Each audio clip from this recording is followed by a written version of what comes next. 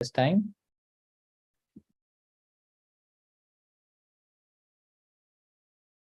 Okay, Adna, yes, Adna has not joined. Sir, I was not there yesterday. I saw the video. Yes, Manasvi. Anika was also not there, right? Sir, actually, government so I couldn't come yesterday. Yes, Manasvi. We heard from your mother. I Now was you are better? also not there. Yeah, Anvay. So we'll have introduction from all of you who were not there yesterday. So, Manasvi, you are better now? Yes, sir. Okay, good. So, one by one, we can have introduction of all of you who are joined today. So starting from Anna.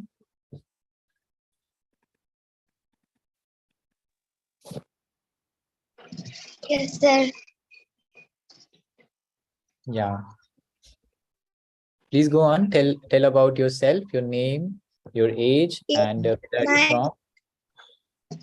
My name is Anna. I am 9 years old and I live in Muscat.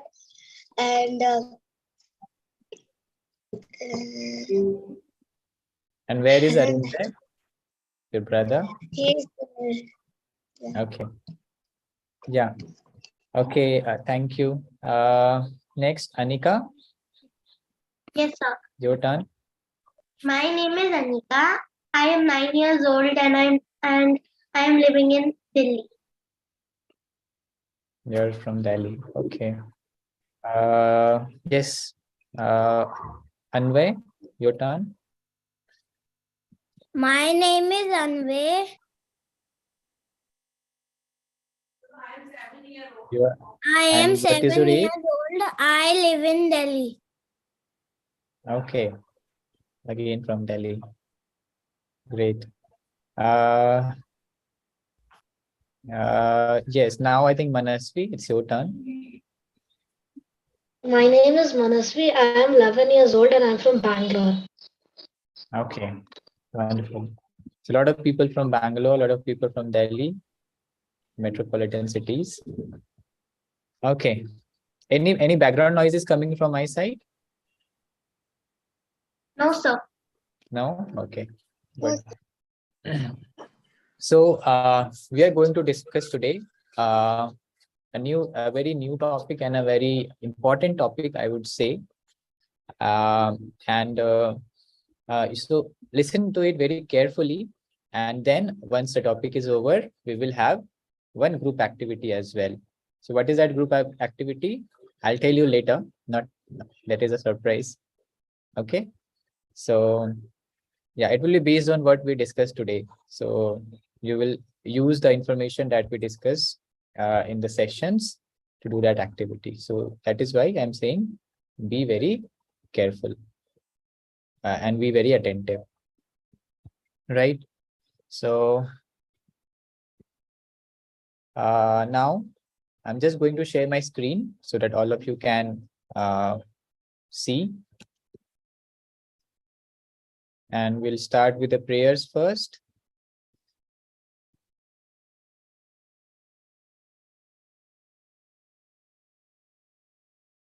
So all of you can see my screen now. Okay. Yes. So Yes, sir. Yeah, great. So we'll start with the prayers. Right. So all of you can fold your hands. So prayers are very important for those of you who are new.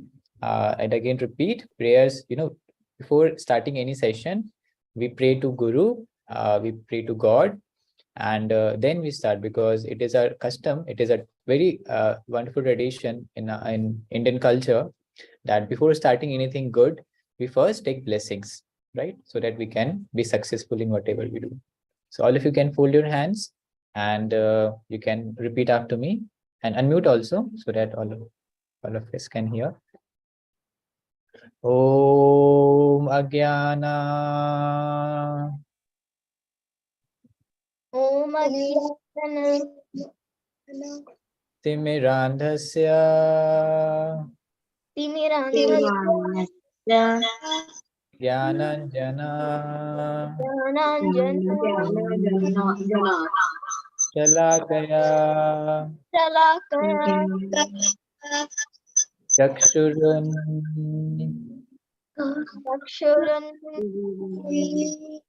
Militam Yena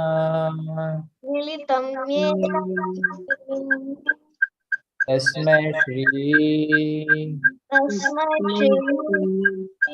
Gurave Namaha.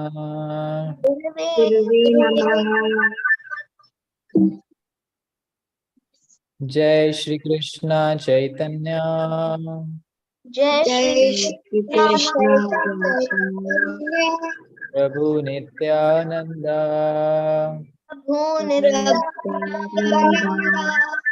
Shri Advaita Gadadhara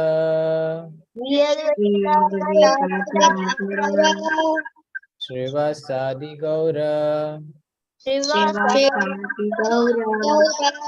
Bhakta Vrinda. Now we will say on the count of three, all of us will say together this mantra. Okay? 1, 2, 3, start. Hare Krishna, Hare Krishna, Krishna Krishna, Hare Hare, Hare Rama, Hare Rama, Rama Rama, Hare Hare. Once more. Hare Krishna, Hare Krishna, Krishna Krishna, Hare Hare, Hare Rama, Hare Hare.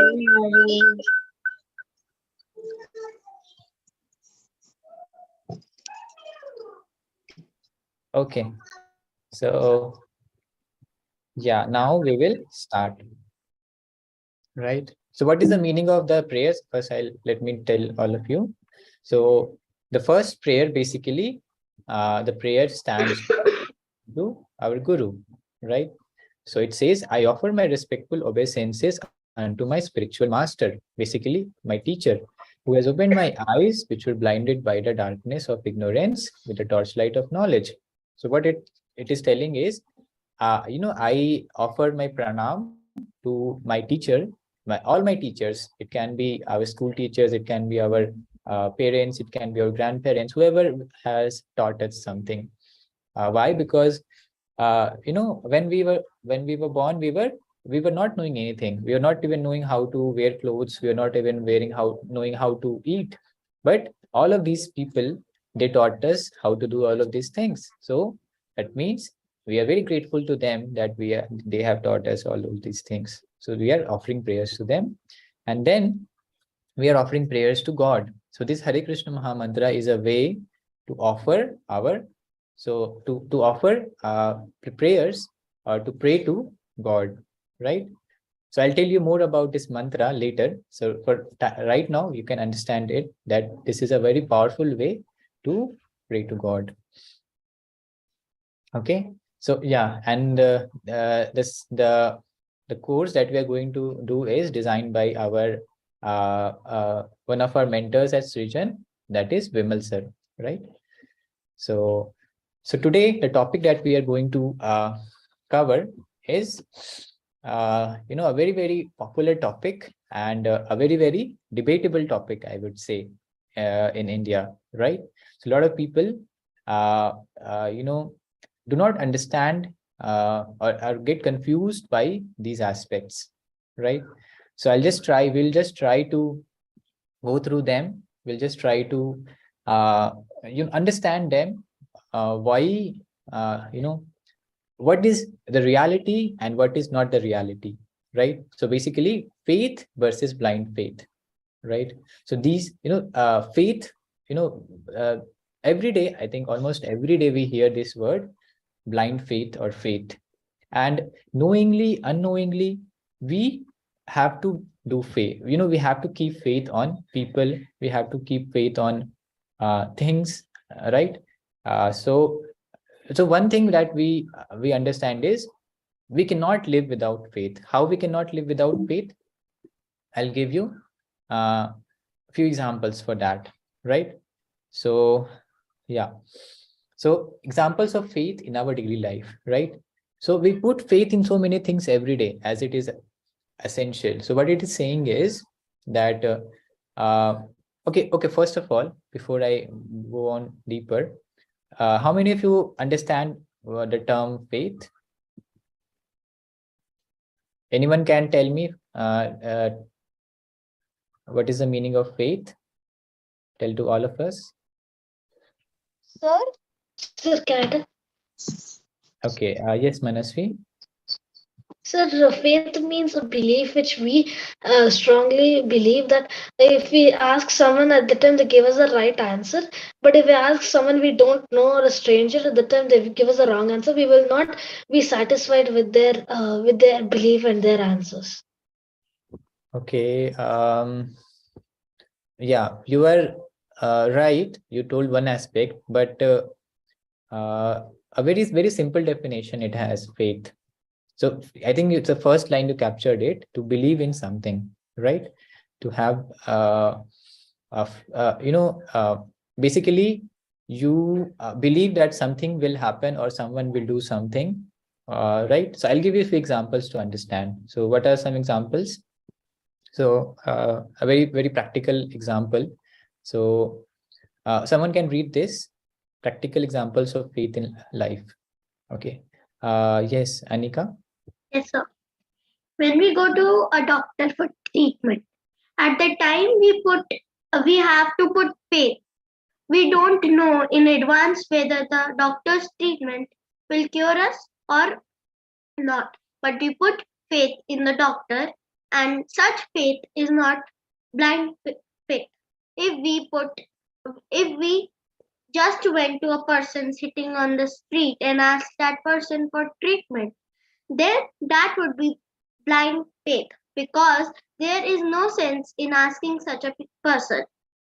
Yeah. So how many of you have ever visited a dentist? Anyone has gone to a dentist? Okay, many of you. Yes. So just tell me one thing. Before going to the dentist, did you ever ask the dentist that, are you really knowledgeable? Do you know how to cure me? Or will you be able to cure me? Or will I get, what I can say, cured by after you treat me? All of these questions, did you ever ask? No, we did not ask. So that means you had faith in him, right? So that means you had a faith that, yes, since he is a doctor and since he is a reputed doctor, and he must have studied nicely and he must know how to cure people, right? So that is one example of faith. Similarly, I'll give you another example. How many of you, I think everyone, all of you, go to a barber's, right? So before, when you go to a barber, are you sure that the knife that he is using to cut your hair, will can't he use it to cut your skin or cut your neck or something like that? Do you have, you know when we go, what we do, we just close our eyes, we sit relaxed, and then we let him do the job, right? But we are not knowing that, what will he do with the knife. But but can you do it the same thing with someone sitting on the street, and you just go to him and tell him that, oh, cut my hair, you give him a knife and do say cut my hair? No, right? So basically we understood two things, right? That we have to keep faith in people. I'll give you one more example. All of you have traveled in Ola, right? All of you have traveled in Ola or Uber, sometime or the other. So whenever you sit in the Ola, do you check the license of the driver, that, oh, whether you are licensed to drive or not? No, right?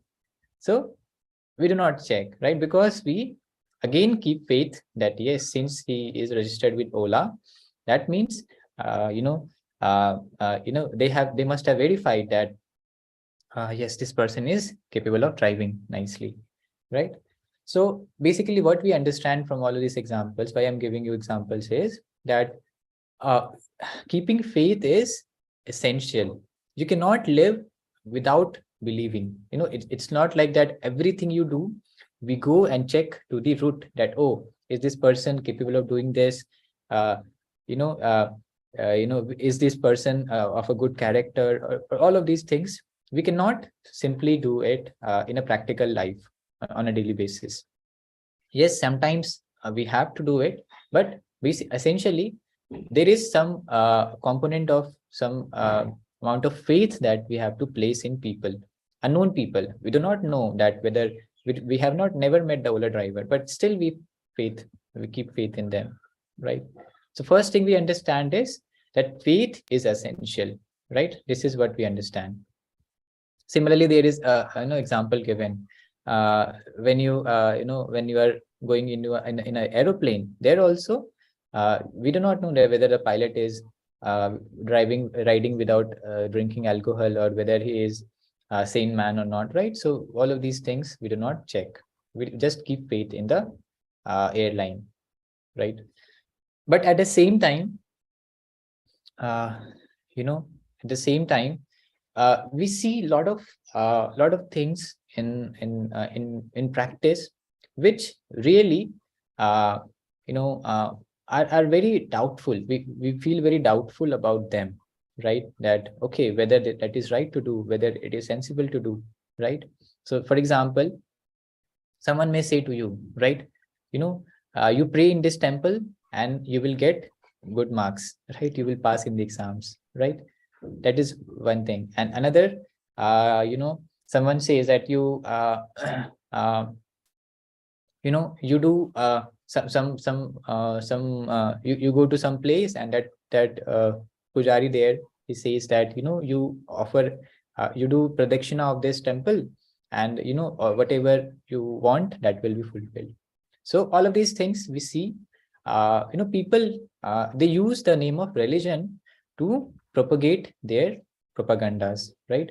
So how to distinguish between both, right? So faith is necessary, whereas blind faith is very dangerous. So I'll how it is dangerous. So you can see in the picture there are a few examples, right? That someone is saying that chant this mantra and you will pass exams, but what will happen is people will keep faith in that, and people will not study for the exams. And you, let's say you just chant, you did not study and you went to give the exams, definitely what is the guarantee that you will pass? And someone can get very poor marks also due to that, if that person is a bogus person. Similarly, someone can tell that just you walk on you walk on hot coal, and whatever whatever you ask, you will receive it. So all of these things are there, right? So someone can become very hurt, someone can even die also due to all of these things, right? So so the difference we are going to will try to understand how to recognize what is faith and what is sensible faith and what is blind faith, right? So that is the point of discussion that we're going to do today. Okay, someone can read this who has not read yet. Okay, Anvay, please read. Blind faith is undesirable, and faith is not only desirable but essential. Blind faith is not sensible and not verifiable. Yes, so what it is saying, it is using two words, sensible and verifiable, right? It says blind faith is undesirable. That means blind faith can be hazardous also sometimes. That is why one needs to avoid it. Whereas faith is not only desirable but essential. So we understood from following examples, right, that faith is actually essential, right? So when you go to a dentist, when you go to a driver, when you go to a barber, there, all those places you have to have faith. And then it says blind faith is not sensible and not verifiable. That means if so how you distinguish is two terms it is saying, sensible and verifiable. So what is sensible? Anyone can tell what is the meaning of sensible? Okay. Yes, Manasvi. So sensible means that we can feel it and we can sense it like as if it's happening. Okay, something which makes sense. A simple, right? A simple definition would be something, which you can make a logic out of. And verifiable means you can verify it, right? You can, you can, find its correctness, right? So that is the meaning. So, yeah, again, it says blind faith is undesirable, not sensible, and unverifiable. That means if so what is the meaning of what is the first of all, let's try to understand what is blind faith. Blind faith, there are three characteristics to it. First is that it is undesirable. That means it is hazardous. That means it can cause damage to either our body, either our faith, either our career or something like that, right? And then not sensible, so it will not make sense at all. So someone, I'll give you one example. Someone says to you that you know for example, there are a lot of, when you're going to give an exam, and there is one on the road, there is one babaji, he says that, oh, give me this much money, I'll give you what you call a churan. You eat that churan and you will pass the exam. So that basically is insensible, right? Because that doesn't make sense.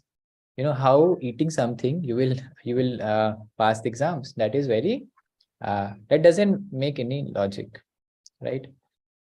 And then unverifiable. That means that you cannot verify also, right? That whether, let's say, you ate that churan and you passed the exam also, but was it the churan or was it your hard work that made you to pass the exam? Hard work. Verify. Yeah, so it's very difficult to verify, right? So blind faith is something which cannot be verified, which is not sensible, and which is dangerous for us. Rest. So yeah, here the definition of faith is also given. Reasonable faith. So anyone can read who has not yet read. Vaishnavi, can you read?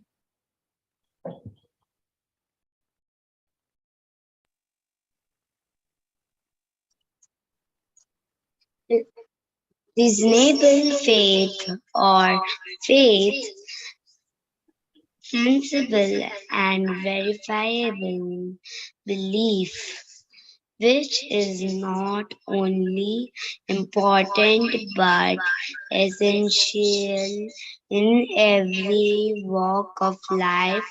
Reasonable faith or faith in general. Yeah. So what it says is telling about the meaning of reasonable faith or faith in general. So reasonable faith or faith is sensible and verifiable belief. So this is the opposite of blind faith, which is not only important but essential, right? So what are the characteristics of? So first we saw the characteristics of blind faith: undesirable, not sensible, unverifiable. Now we will see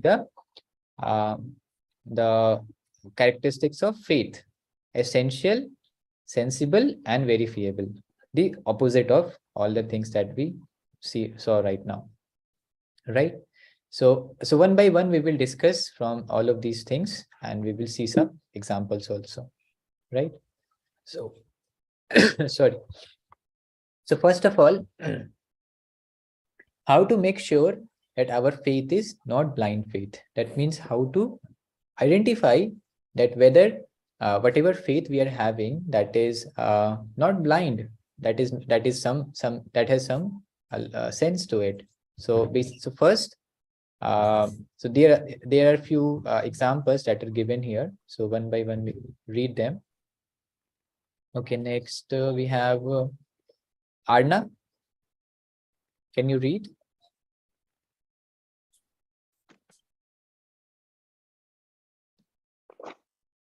You can unmute first.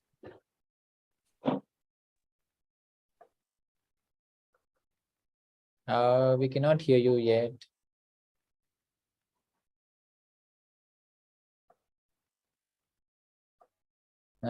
Seems like some audio issues.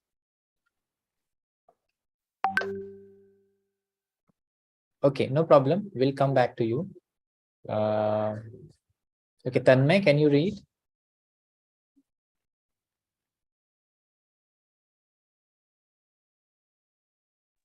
Sir, me.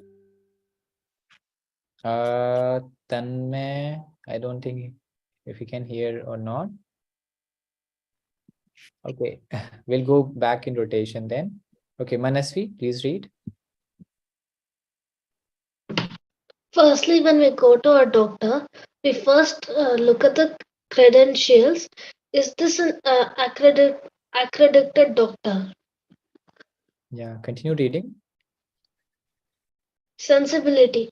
And when the doctor gives us a diagnosis, for example, I may have a stomach pain and the doctor may advise to cut my leg.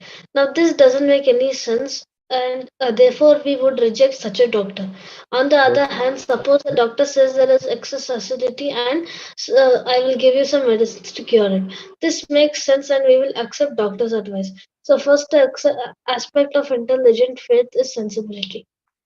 Okay, so what it says here is first first thing that we can do is we can look at the credentials of the doctor, whether he is a MBBS or he is having from which college did he do his, I mean not going to the college, but at least you can see that whether he is an MBBS. So every doctor you will go, he writes whether he is an MBBS or he is an MD. MBBS means mass, basically having the minimum requisite, that is a minimum requirement that you can practice doctor, you can check patients and you can cure them. So that is a basic requirement, so one should have that. Then above that there is MD, so basically that is higher level. All of these things, these credentials, if someone is having, that means he is an accredited doctor, that means he is recognized by the government. Then sensibility. So for example, if you go to a doctor and let's say you are having a stomach ache, so the example it's giving here is and you go to a doctor and doctor says that, oh, you have I'll have to cut your legs. So that doesn't make sense at all, right? I am having pain in my stomach, why are you going to cut my legs, right? So that means that doesn't make any sense at all. So on this basis we can see that we can reject that doctor, that he's not knowing things properly. Whereas that person, that doctor is giving us, telling us the reason that, oh, you are having stomach ache because you are having acidity, or because you ate, you will ask you that whether what did you eat yesterday. You will say that, oh, I ate samosas, and so, oh, that is why you are having, so you did not have good digestion, that is why you are having the stomach ache. So basically he will recognize the and tell you the reason of your disease, right? So that means that we are we can be sure that yes, he is an intelligent doctor, right? And similarly, the third example is for verifiable. So again, we will read this and then we will continue. So who can read this? Dhruvi, can you read? Yes, sir. Yeah. How to make sure our faith is not blind faith. Third, verifiable. The second aspect is verifiable. Suppose if the doctor says you take this medicine for 1 week and then your stomach will become all right, we take the medicine for 1 week and we find that actually our health is recovered. This verification of what doctor advised and we say that this doctor is good. Putting faith in such a way is not only desirable but essential. If we refuse to put faith, we may remain sick and can possibly die. Yeah. So it's like someone will say, oh, all the doctors are bogus, I will not go to any doctor, I will just remain in my house and I will stay like this. So what will happen? What is the harm in this? Anyone can tell? Someone is not going to any doctor, he's saying that, oh, all the doctors are bogus, or maybe even if someone is true, how do I know? If I go to some doctor, then what if he's a bogus doctor? Then he will, do something bad with me. It is very dangerous. So better I stay at my home only, and I do not visit any doctor. So what anyone can tell, what is the wrong in this, or what is the disadvantage in this? Yes, Adna? So can you hear my voice now? Yeah, now we can hear. So like the thing is that like if we will not go to the doctor, so we must get ill, or we also may get we also die, and also like that's it, sir. Yes. So if you do not go to a doctor, then what will happen? You will not get cured, and it can be dangerous for us, right? So someone can die also. So the point is, so what we understand here is that we must visit a doctor, right? When we are sick, we must go to some doctor, and right. So how? So again, we have to check for these things, whether he is he is having a proper degree, or and then second is whether whatever he is saying is it making sense, right? So if you are having, let's say, headache, then he must give some medicine which is related to headache, not he should cure your leg or something like that, right? So that is the second way. And the third and most important way is you can verify, right? So how you can verify? So you just accept what the doctor is saying. So a doctor says, oh, take this medicine and you eat for 1 week, and then you come back. So now you will get so then you try it. You take the medicine and you try it. You eat it for 1 week, and then after 1 week you will automatically find out that whether you are recovering or not. Whether if you are recovering, then that means that whatever doctor said is true, and he is a good doctor. Whereas your health starts to degrade even more, then that means that doctor could not find your proper disease, and that means he is bogus doctor, right? So so that is the third aspect of verify. That means you can verify, you can find out whether whatever he is telling it is correct. So these are some of the general things that we can discuss about all of these things. So how to apply all of these principles in religion? In the case of religion, how can faith in religion be intelligent, sensible, and verifiable, right? So so this is a main topic of today, that I think now we have understood what is faith, what is blind faith. Now we'll try to understand. We have a lot of rituals in our Indian culture, especially in India. We will see a lot of rituals are performed, right? So anyone can share few rituals that they do not understand, that is done in India, and you do not know the reason for it, and you want to find out the reason.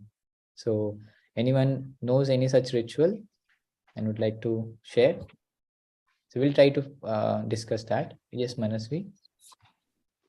Sir, unknown sacrifices. Animal sacrifices. Yes, that is one.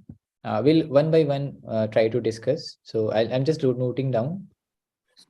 First, animal sacrifice. But anyone else? Any faith that want to know the reason of?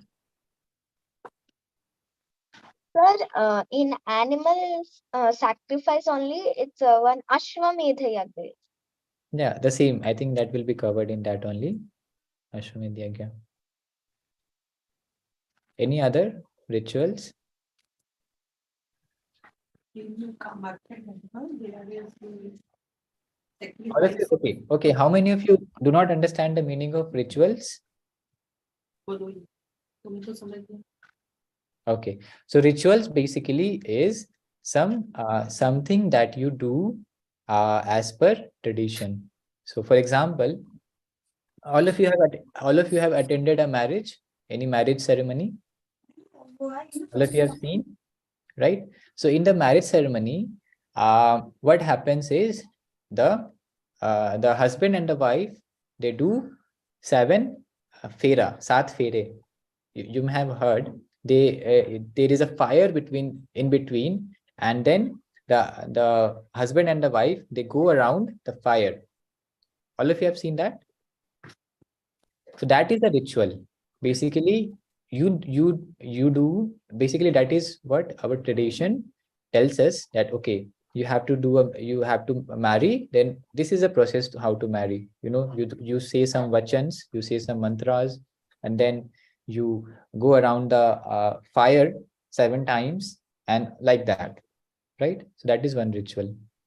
Similarly, other ritual can be in Diwali time, we, very simple, in Diwali time, all of you light a diya. Yes, sir. Yes, sir. So why don't you play with colors in Diwali, and why don't you light diya in Holi? It's teacher. You can't do that, right? You can play Holi in Diwali, you can play with colors in Diwali, and you can light a diya in Holi. Why can't you do that? Can, but because of the religion rules, we usually don't. Yes, so that is ritual, right? That is a ritual, and that is the same thing I'm trying to discuss. That you are you said right now that we can do, but we should not do because our religion tells us to, right? It is a tradition. So why does the religion tell to light a diya in Diwali and to play with colors in Holi? Sir, There- in Is there Diwali, a reason to it, or it's just like without any reasons? sir, there is a reason. Yeah, anyone? Yeah, Ruby, you want to tell the reason? Yes, sir. In Diwali, we don't play with the holy colors because when Lord Ram returned to Ayodhya with the 14 years of exile, that time whole kingdom like lit the lamps, like whole kingdom. So that's why, and in Holi, Holika died. She was trying to kill Prahlad Maharaj, but she itself died. So that time in the happiness we play the holy colors. Okay. Yes, so first thing that Ruby shared is because on Diwali, why do we, first we have to understand why do we light the diya on Diwali, right? So basically, during that time, what happened, Lord Ram returned from exile, and he entered Ayodhya, and that day it was Amavasya. So what is Amavasya? In Amavasya night, there is no moon. So practically we'll see some days in the night it is very, very dark, completely dark, because you cannot see the moon, right? So that was the same day. So there was no moon, and it was not like at that time there was electricity, right? Nowadays you have street lights, and you will tell Lord Ram, oh, Lord Ram, come on this way. There is a street light on this way. There was no street light at that time. There was no electricity. So what the citizens of Ayodhya did, they lit diyas all through the way path from coming from the all regions of Ayodhya, because no one knew from which path Lord Ram can come, right? So everyone lighted diya in their home. So when the diya is there, then Lord Ram will definitely find his way towards his palace. So that is the reason. That is why, because it happened during the time of Diwali and on the day of Amavasya, and that is why we do not celebrate it in Holi, because on Holi something other happened, something else happened, right? So that is the reason, basically. So all the rituals that we do, there is a reason behind it, right? And if there is a reason, then that ritual is good to do. Otherwise, if so always you should ask your parents, you should ask your elders, that why I'm doing this. Never, that is why we always say that, do not put any blind faith to anything. Whatever you're doing, you should, all of you are science students now, right? So you should find out the reason for it, why I'm doing this, what is the reason behind it, right? That is the best. And once you ask, then you will find the answers, right? and then your faith will increase, right? So now I told you the reason for celebrating Diwali. So then automatically you will understand the meaning of why I have to light my diya. So next time in Diwali, when you are lighting a diya, you will remember this thing that, oh, Lord Ram was, this diya was lit to welcome Lord Ram. So then automatically that blind faith will convert to faith, right? So that is the next topic that we are going to discuss, that knowledge converts blind faith to faith, right? So knowledge, all of you can repeat this. Knowledge converts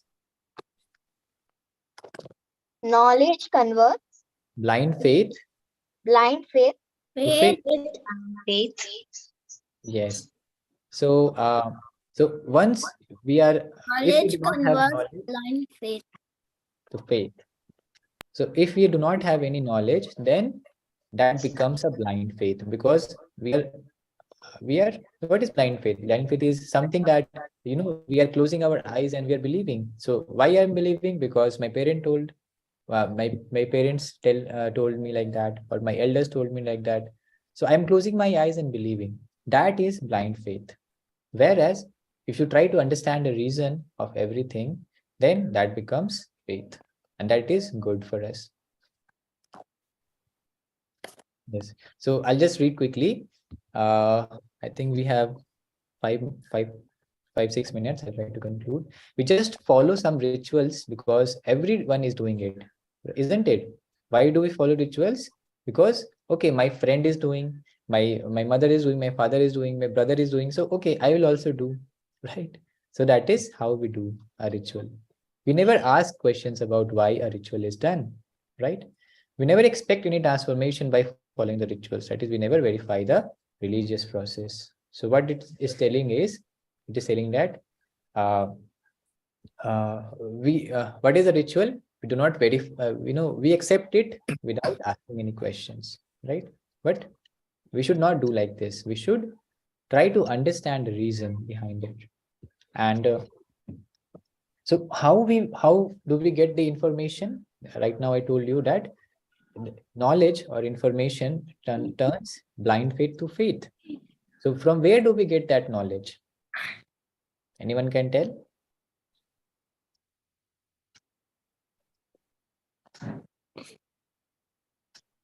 What is the source of knowledge for us? Sir, books. Yeah. What kind of books? So like Ramayana, Bhagavad Gita, holy books. Holy books, right? The holy scriptures, Ramayana, so Mahabharata or Bhagavad Gita, all of these are books from where we get this knowledge to understand the practices that we do, the significance of all the festivals, and the significance of all the rituals, all of these things. For example, the Bhagavad Gita, a book of questions and answers, provides philosophy which answers these questions cogently and coherently. So, so this is discussing about the Bhagavad Gita, right? So, so someone can say that, in Bhagavad Gita, Krishna told Arjuna all of the instructions, and then Arjuna followed, right? So basically, Krishna, can we say that Krishna told Arjuna to put blind faith, right? No, it was not blind faith. Why? Because there is one shloka which comes in Bhagavad Gita. In that shloka, Krishna tells to Arjuna that, okay, I have given you all the knowledge. I have given I have given you the whole knowledge of Bhagavad Gita. Now you think about it, and then you decide what you want to do. So which one is that shloka? So I'll go to that shloka, and then we will read it. 18.63.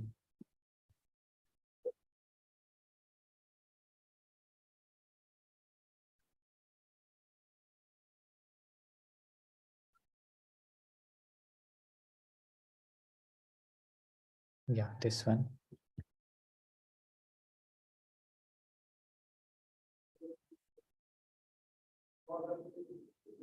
So we'll one by one. So one at a time we will recite this shloka. So all of you can unmute and repeat. Iti te Iti te Jnanam jnanam Akhyatam akhyatam Guhyad guhyat Guhyataram guhyataram Maya maya Vimrasyaitat vimrasyaita Aseshena asheshena Yathe Achasi yathe achati Tatha Kuru. tatha guru Yeah. Iti te Jnanam Akhyatam ichite jnanam akhyatam Guhyad Guhyataram Maya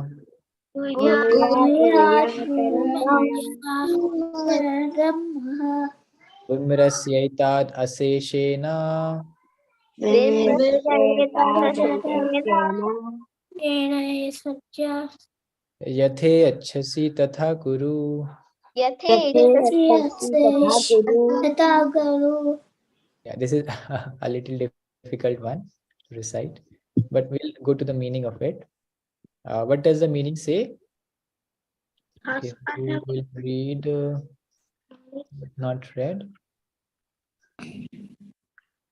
Anvay, can you read?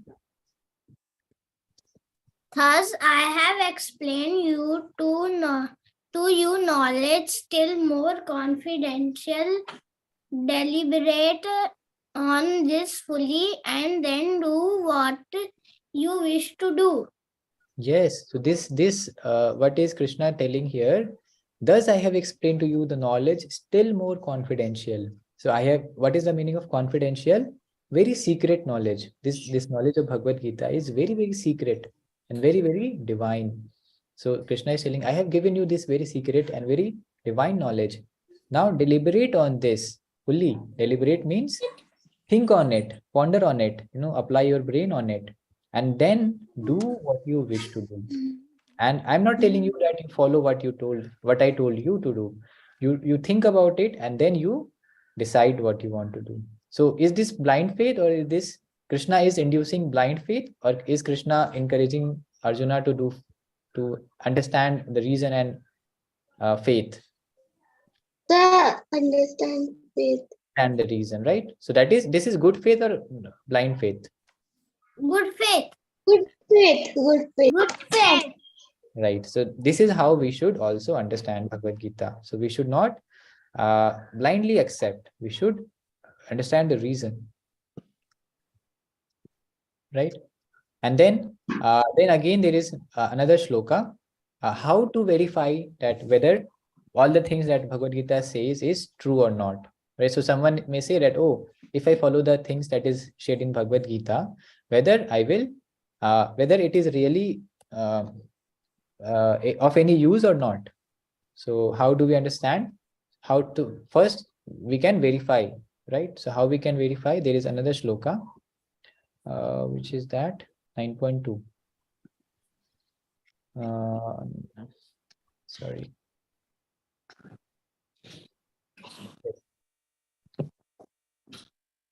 Yes.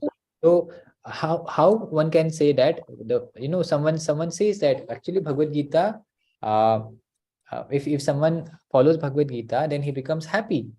So okay, someone told you that what is the proof that you can become happy. So here Krishna is himself telling that yes, if you follow Bhagavad Gita, you will become happy. So what is the sloka? Again, we will read one word at a time. Raja Vidya, Rajavidya, Raja Guhyam, Rajaguhyam, Pavitram, Pavitram. Idamuttamam, Idamuttamam, Pratyaksha, Pratyaksha Vagamam, Vagamam, Dharmyam, dharmyam Susukham, sukham Kartum avyayam. Yes. So what is the meaning? Translation. Who can read? I can. Hitarth, can you read? Okay, you can repeat after me. This knowledge This knowledge is the king of is the king of education, education, the most secret of the most secret of all secrets. all secrets. It is the purest knowledge, It is the purest knowledge, and because it gives and because it gives direct perception direct perception of the self of the self by realization, by realization, it is the perfection of it is the perfection of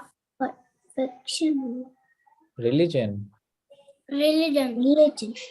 It is everlasting, It is everlasting, and it is and it is joyfully performed. joyfully performed. Yes. So here it is, Krishna is saying it is everlasting and it is joyfully performed. So all the practices that are given in Bhagavad Gita, Krishna is telling that yes, it is very joyfully performed. It is very happy to do. No, you feel very happy when you do it. So, so what are some of the proofs that yes, the knowledge of Bhagavad Gita actually transforms us? So the proof is in the proof. I'll just right now give you the proof. So all of you know, how many of you know about hippies? Who are the hippies? Sir, I know. Who are the hippies? You would like to tell? Yes, sir. So, like, actually, they are like they. How can you repeat what you said? My question is, who are the hippies? Anyone knows about the hippies? That they do bad things. Yes. So all the bad things that you can think of, the hippies do, right? So be it smoking, right? Be it smoking, be it drinking, be it behaving like mad people and not wearing any clothes, right? So they are kind of a very uncivilized. They are actually coming from very good families, but uh, I should say they were, because this is the time of I think the 1960s and 1970s. At that time, around 50 years ago, there were a lot of hippies in America, especially in America and Europe. A lot of young people, youngsters, they were becoming hippies because they were growing their hair long, they are growing their beard long, and they were not going to schools. Right now, all of you are going to school, right? Schools and colleges, but they did not used to go to schools. They did not used to go to colleges. They just used to roam around and drink liquor. They used to smoke. They used to even take drugs and do all nonsense things, right? So those were the hippies. But then Srila Prabhupada actually went to America. So Srila Prabhupada, who is Srila Prabhupada? Srila Prabhupada, for those of you who do not know, he is the founder of this ISKCON. So you may have heard the name of ISKCON. So he established the movement of ISKCON, and then he had gone to West. He has gone to America, and what he did, he very miraculously he engaged all the hippies into chanting the names of Krishna. So if you see in the picture here, this is, I'll just enlarge it to show. So what he did, what happened? Yeah. So all of these people you are seeing here, they are all hippies. They have big beard, they have big hairs. Right now they have little bit cut it, but actually they are hippies.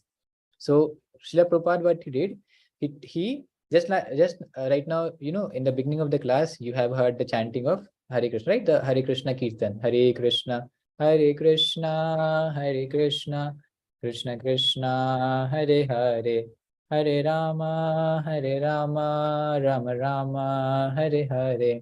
So on this note, they were, Srila Prabhupada actually, made them to dance, right? So do I have any video? So, and that way, he actually, by chanting the names of Krishna, by chanting the names of, God, what happened? They become completely transformed. And later, they become very, very good people, very, very, character-oriented people. And some of them now they have become sannyasis also, very renowned, very elevated spiritualists, right? So let me see if I can show you. Yeah, so this is one video. So all of these people you are seeing here, they are hippies. And what song they are dancing? On Hare Krishna, Krishna Krishna, Hare Hare. Right? You see this person, he is having a long beard and long, but he is playing a harmonium nicely.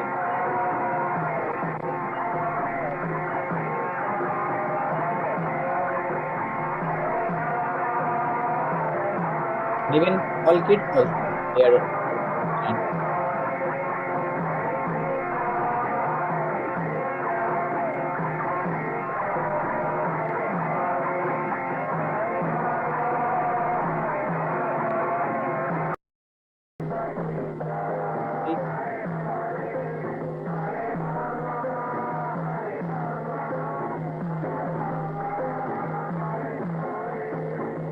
So actually, why I'm showing you all of these things is that,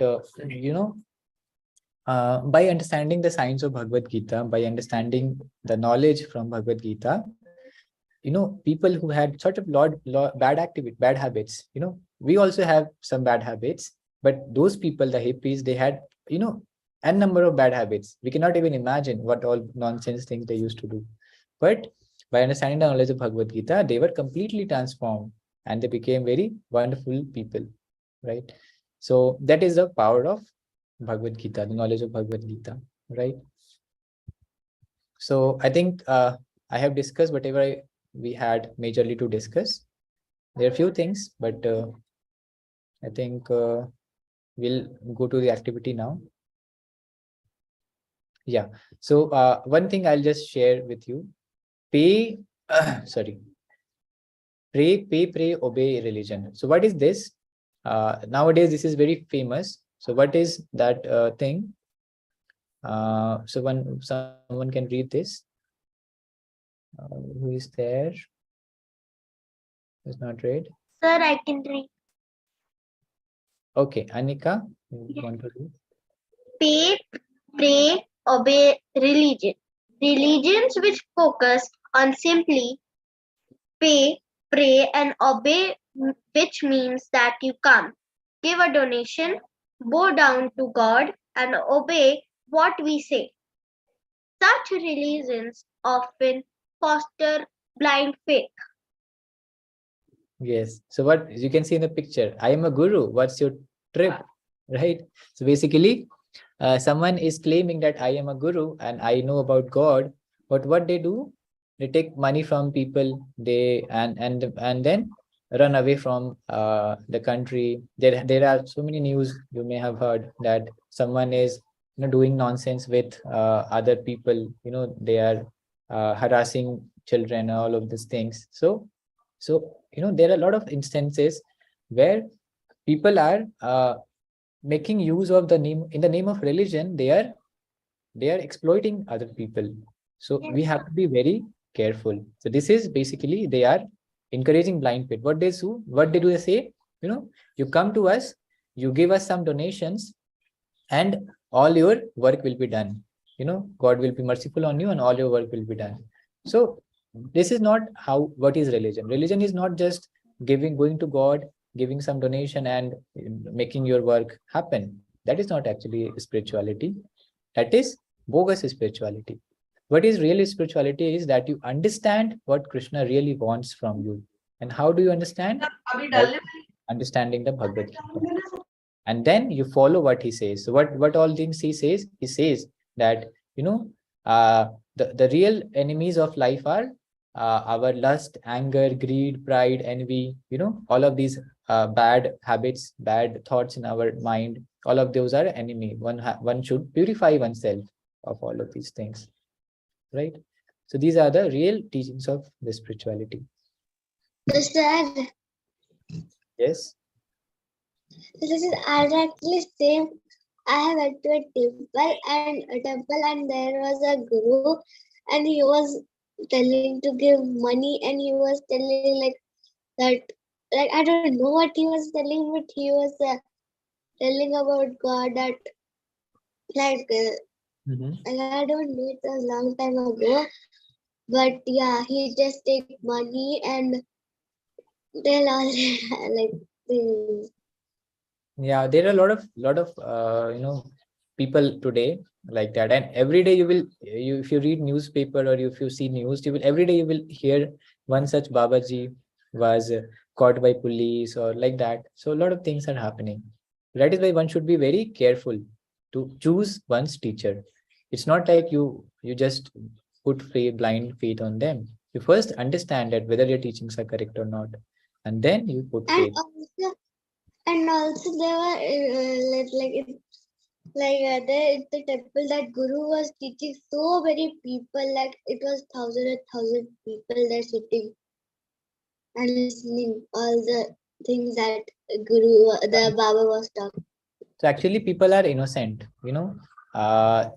people who do not know things, they are innocent now, because all of you right now, you are learning these things, right now I'm telling you about religion, faith or blind faith. So you many things you must have also been hearing about for the first time, like me also. When I first attended this session on blind faith, and I was also hearing many things for the first time, and then I realized that, oh, all of these things are there, I should be very careful. So again, I'm also not saying that whatever I am saying you should believe. Again, you should apply your intelligence on it, think about it, and then you with proper understanding, you put your faith on the correct one, right? So now we have an activity. I think we'll quickly go to that. We have very less time. So right now what we are going to do is we are going to do a debate, right? So so I'll be dividing all of you. I think you are 8 of you. So I'll be making teams of 4 and 4, and then I'll give you one topic. I think the topic will be the same, faith versus a reasonable faith. So and then you have to think about the topic, and one person will, what we will do, one person will speak about rituals are okay. I'll just formalize the topic and then give. First of all, I'll just decide the team. Okay, so there are 2 teams. Team 1, I'll just name the teams. What shall be the names?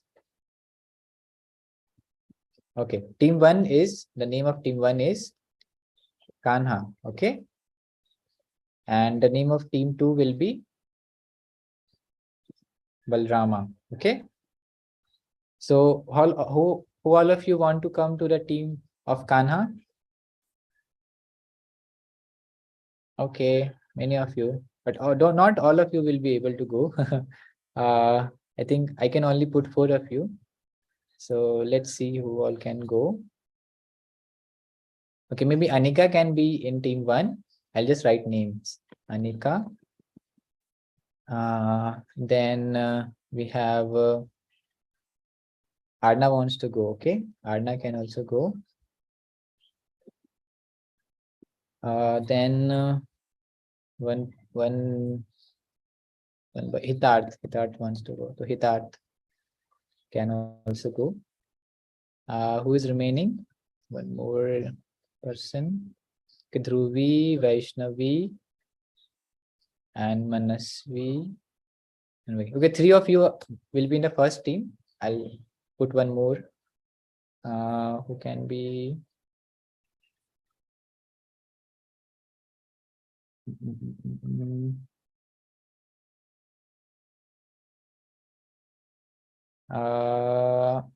Maybe Dhruvi can go.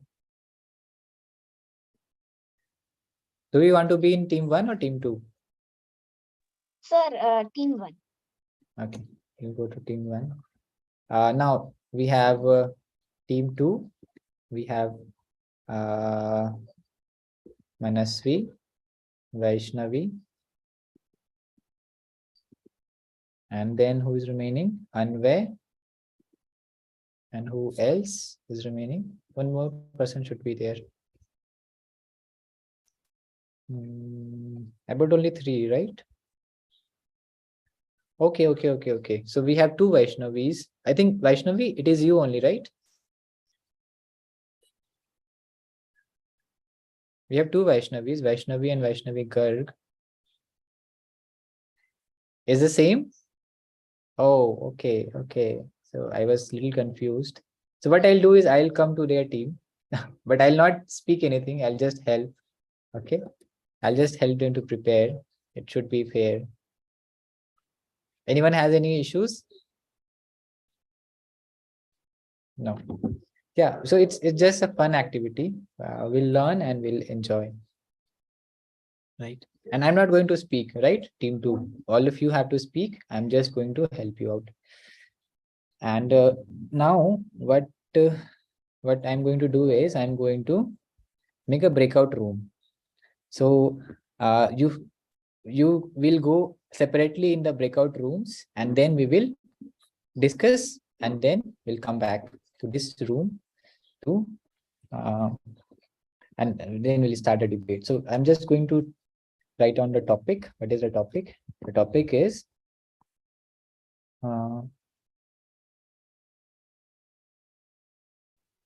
rituals. Where are you going to breakout group? Yes, I'm just right now creating it. Give me a moment. Rituals are good.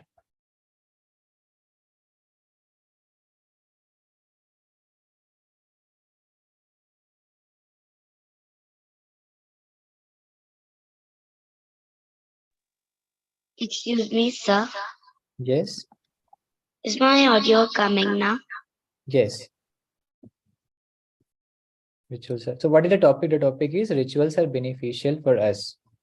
Right? This is a topic. So, and there are 2 sides. So team 1 will go for team 1 will go for the topic, right? And team 2 will go against the topic. Right? So what it means is, so team 1, the team Kanha, you have to prepare points which justify this topic that yes, rituals are beneficial, right? So you have to come up with all the points. What are the benefits of rituals? I'll give you one example that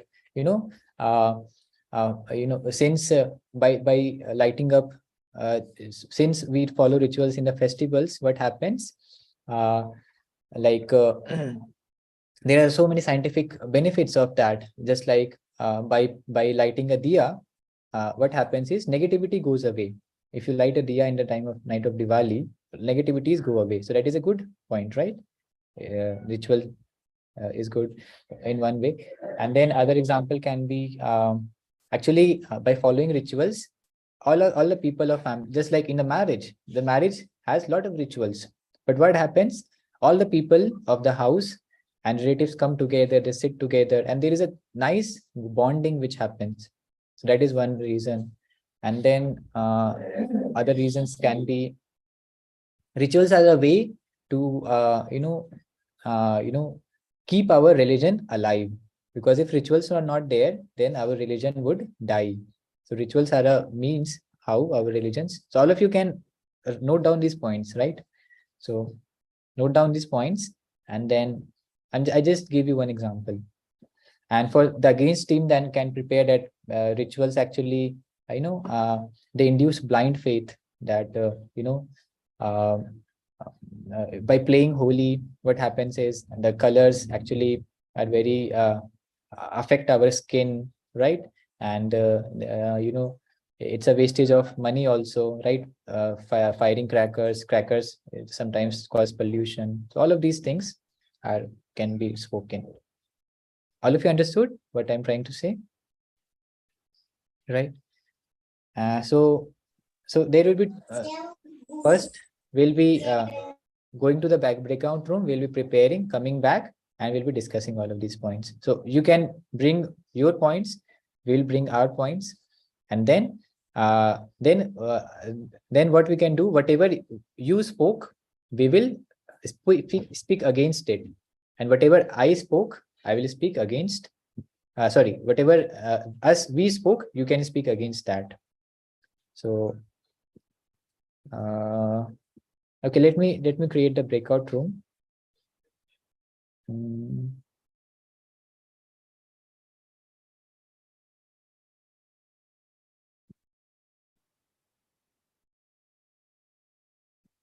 So I'm just renaming Kanha team 1, and then all of you can see the breakout room.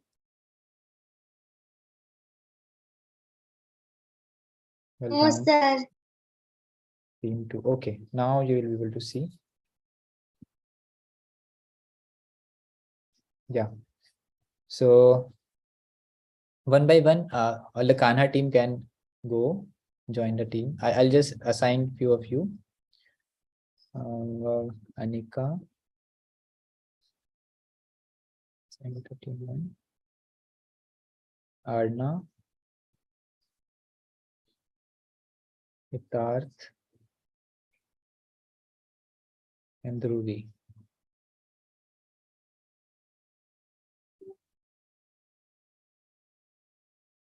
Now I'm assigning team 2. Vaishnavi. Manasvi. Sir, shall I go? Yes, please go. I have, if you have invited, receive the invite, please join that room.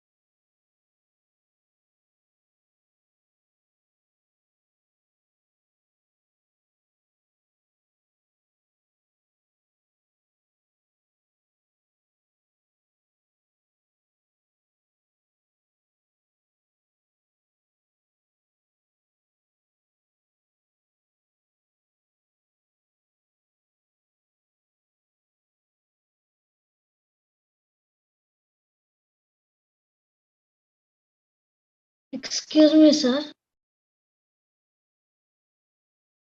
Yes, Manasa. Sir, actually got disconnected from the meeting. Oh, no problem. So I think discussion is done, right? Now we can start with the debate. Yes, sir. Okay, so let's wait for all others to join also. Excuse me, sir, I Mhm. have disconnected to like there are Now I think that's everyone is, hanging. The laptop is hanging. now it's okay, right? Yes, sir. Yes, sir. Okay. So team 1 and team 2. Both of you are ready? Yes, sir. Okay.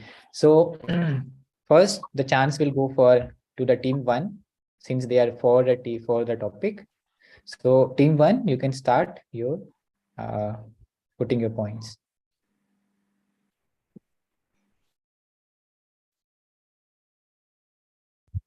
Sir, So can I see first?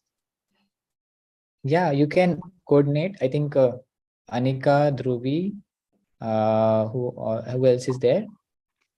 Hitarth and Arna. Arna. Yeah, in this order you can go. My point is doing havans for peacefulness and good environment.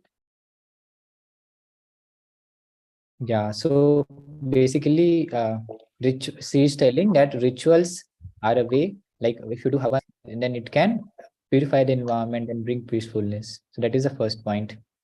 Okay. Next, next. yes, sir. By celebrating different rituals, we get lots of happiness. Okay. I think other points also you can speak right now only. So can I Yeah, go on.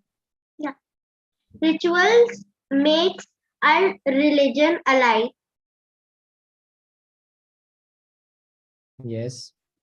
Go on. You can continue speaking till points are finished and The team third two point can- is lighting diyas on Diwali to remember religions and gods.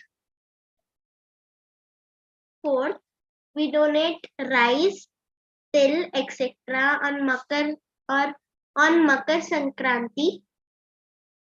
And Mhm. my fifth point is donating food, etc. things donating food, things, etc. on festivals make happiness. Yes, make other people happy. Okay. So yes, Dhruvi, good points. Yes, sir. Few things we have only added in the rituals which are not said to be done. Like we burst crackers on Diwali, but that are not necessary.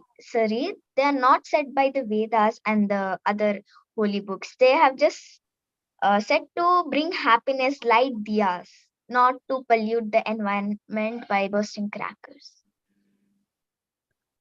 Okay. Okay, next, Arna.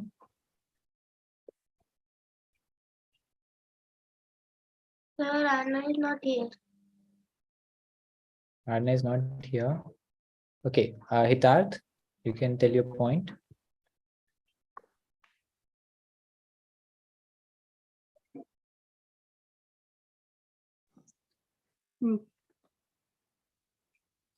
In rituals, we pray and we pray, we think of good things and by doing good things we come close to God. Yes. So what Hitarth is saying is that by doing rituals actually encourage us to do good things like donating and all of those things. And by doing that, we can come closer to God, right? So this is Hitar's point. Okay, I think everyone is done from team 1. Yes, except Arna. Arna is not able to speak right now. So I yeah. have at least 4 points left. So yeah, quickly speak. I think Animal sacrifice in the earlier time were good to perform like Ashwamedha Yagya because the selected horses would be promoted to the next life. And if these rituals would be not performed properly, then the next life would not become in front of them.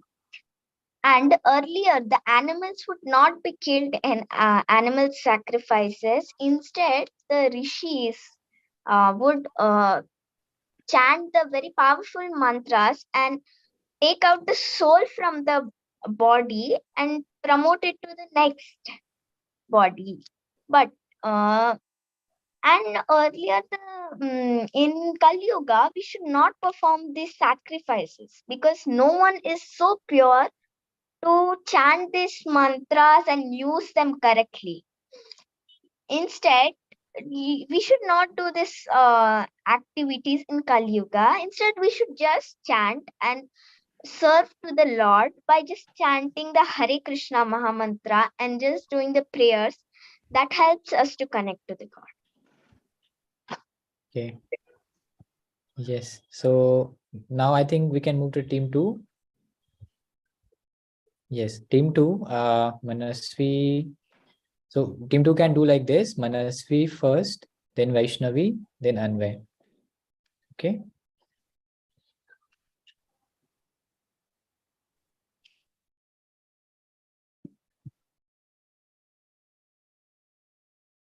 Manasvi, are you here?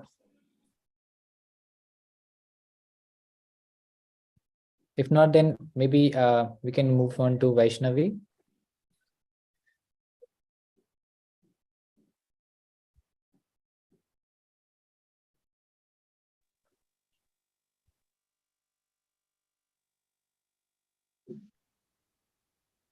At the time, Rishi Munis tell us to give money and then tell us to chant these mantras and nothing happens.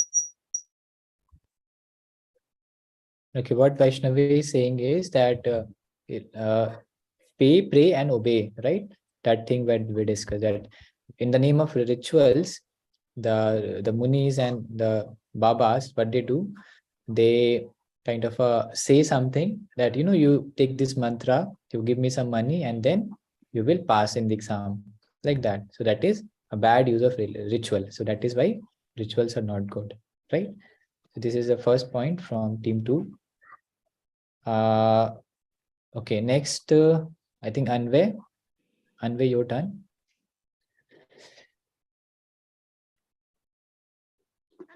Unmute. Yes. Sacrifice of animals.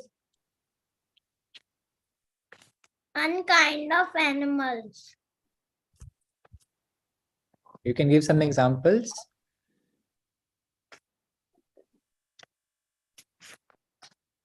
Okay, so what Anvay is saying is that, in rituals, there are many times animals are sacrificed or killed, right? So like Ashwamedh Yagya, or in Kali Puja, goats are sacrificed. So that is very unkind for the animals, right? Okay, Manasvi, are you here?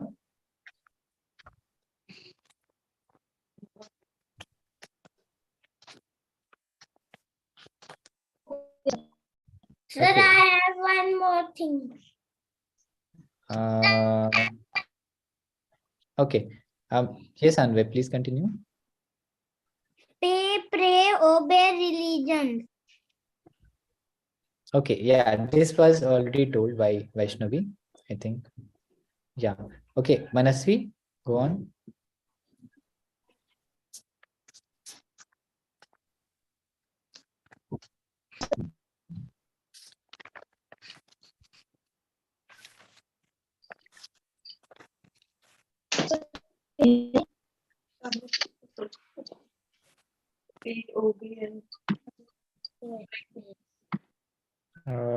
Seems like some network issue on Manasvi's side. Manasvi, are you able to speak?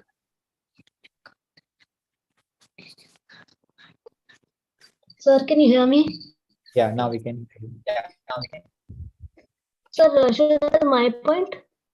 Yes, yes. So rituals can cause damage to the environment and ourselves. During Diwali, bursting of crackers cause pollution, and bursting crackers carelessly may harm us. Mhm. During Holi, artificial colors can also harm us. Yes, so Manasvi is saying that rituals sometimes they cause harm to the environment as well as the ourselves also. Like bursting crackers we damage we can hurt ourselves also, and it can harm the environment as well.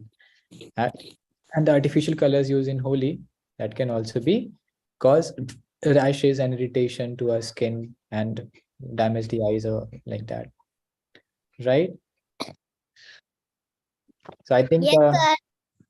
yeah, I think there was one more round which was to happen, but now given the time is way above, I will not do that round. So I think all of you, at least I'm very happy that all of you thought, and many of you came up. I think all of you almost came up with your own points. And you want to say something? Yes, Arna, go ahead. Can't hear you. Yes, you want to show something, you can show, I think. Mhm.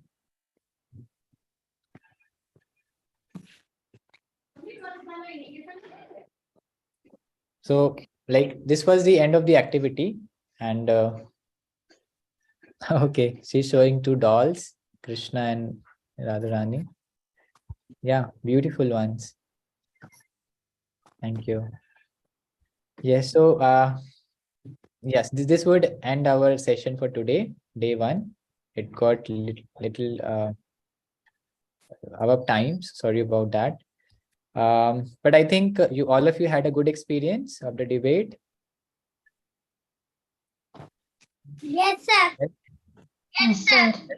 Yes, sir. Yes, sir. It's really hard to do a full-on debate with all the rules online mode and with breaking network, but at least we tried, and it went good, if not great. It was good. And yeah, so okay, so I'll stop here, and we'll meet again in the next class, right? With a new topic and new activity.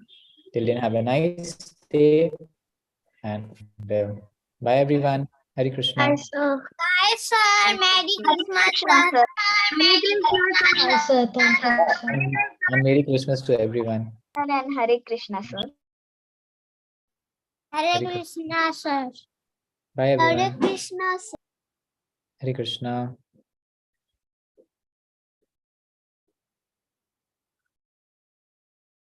Bye everyone.